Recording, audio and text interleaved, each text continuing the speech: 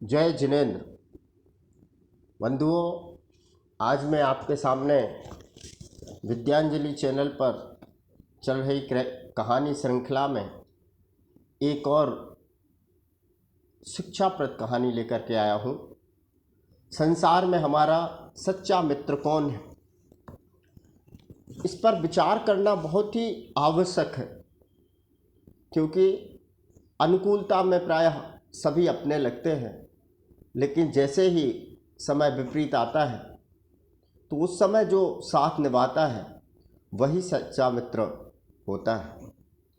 तो हमारा इस संसार में सच्चा मित्र है कौन, इसकी परीक्षा करना बहुत आवश्यक है। इसी क्रम में एक बार एक राजा,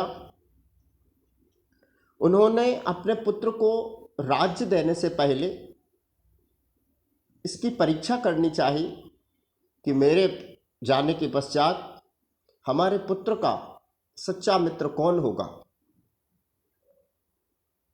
तो उन्होंने पूरे राज्य में घोषणा करवा दी कि राजकुमार को देश निकाला दिया जा रहा है, और ध्यान रहे कि यदि किसी ने भी मेरे पुत्र का साथ दिया तो उसे मृत्यु दंड दिया जाएगा। किसी को कुछ समझ में नहीं आया और राजा की आज्ञा का उल्लंघन करने का भी साहस किसी में नहीं हुआ। जब राजकुमार ने सुना तो उसे भी बहुत आश्चर्य हुआ कि ना मेरा कोई दोष, ना मेरे द्वारा किया गया कोई अपराध, फिर भी मुझे देश निकाला क्यों दिया जा रहा। लेकिन उसका वह पुत्र अपने पिता सम्राट से ये पूछने का साहस नहीं कर सका, और अचानक आई इस विपत्ति में राजकुमार ने धैर्य को धारण किया और अपने मित्रों से सहयोग लेने की बात उसने सोची। वो अपने पहले वाले मित्र के पास गया और उसको अपनी सारी बात कही। तो जैसे ही पहले मित्र ने उसे आते हुए देखा तो उसको देख करके ही उसने अपना दरवाज़ा बंद कर लिया। राजकुमार निराश होकर के दूसरे मित्र के पास पहुंचा। उसके पास भी उसने अपनी बात रखी तो उस मित्र ने उसके साथ देने में असमर्थता जताई, किंतु यह कहते हुए कि राजकुमार, मैं तुम्हारी परिस्थिति समझ रहा हूँ, मैं राजाज्ञा से बंधा हुआ हूँ। इतना अवश्य है कि सहयोग के रूप में आप मेरे इस घोड़े को अवश्य ले जा सकते हो। लेकिन अपेक्षा पूर्ति होते ना देख राजकुमार वहाँ से भी उदास लौट पड़ा। वह अपने अंतिम मित्र के पास पहुंचा और उसने जब अपनी बात रखी तो उसके मित्र ने उसकी बात को बड़ी गंभीरता से सुना, पूर्वा पर विचार किया और राजाज्ञा की परवाह किए बगैर उसका साथ देने के लिए वो तैयार हो गए। उसने कहा, मित्र, मैं तुम्हारा सच्चा मित्र हूँ, कैसी भी परिस्थिति क्यों न बने तुम्हारा साथ सदा निभाऊंगा। मैं स्वयं तुम्हारे साथ देश से निकल जाने को तैयार हूँ, पर इससे पहले एक बार राजा साहब से जा कर के पूछ तो लूँ कि आखिर बिना किसी अपराध के राजकुमार को इतना कठोर दंड क्यों दिया गया। राजकुमार के इनकार करने के बाद भी वह उसका मित्र राज दरबार में पहुंचा। उसने साहस और विनम्रता से अपने मित्र के लिए दिए गए दंड का स्पष्टीकरण राजा से चाहा तथा राजकुमार का साथ देने का अपना मंतव्य भी उसने प्रकट कर दिया। राजा ने उसे अपनी आज्ञा उल्लंघन के दंड से अवगत कराया, उसे डराया, धमकाया और साथ न देने को कहा, किंतु मित्र अपने निर्णय पर अडिग था। मैं अपने परम साथी मित्र का साथ दूंगा, भले ही मुझे कोई भी दंड मिले।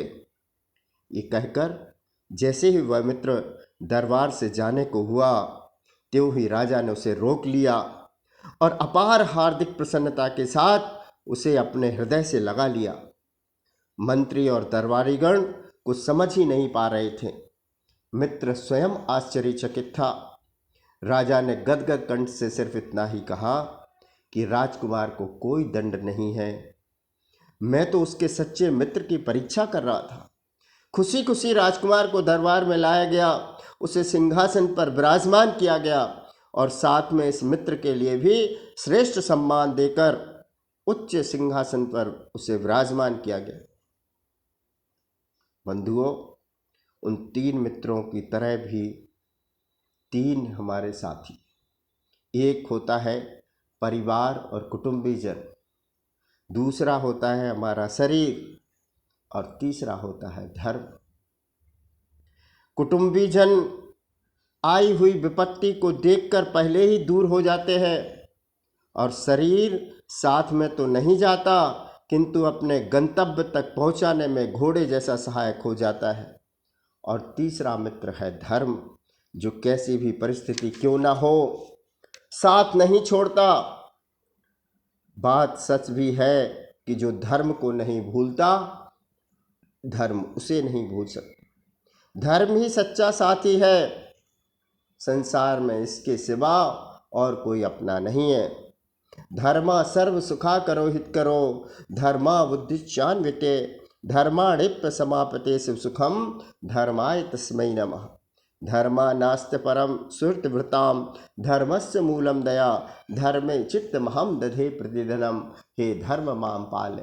अर्थात धर्म सब सुखों की खान है, सबका हित करने वाला है। ज्ञानी जन धर्म का संचय करते हैं, धर्म से ही मोक्ष का सुख अच्छी तरह प्राप्त होता है। उस धर्म के लिए मैं नमस्कार करता हूँ। धर्म के सिवाय अन्य कोई संसारी प्राणियों का मित्र नहीं है, ऐसे उस धर्म की जड़ दया है। मैं प्रतिदिन धर्म में मन लगाता हूँ, हे धर्म मेरी रक्षा करो।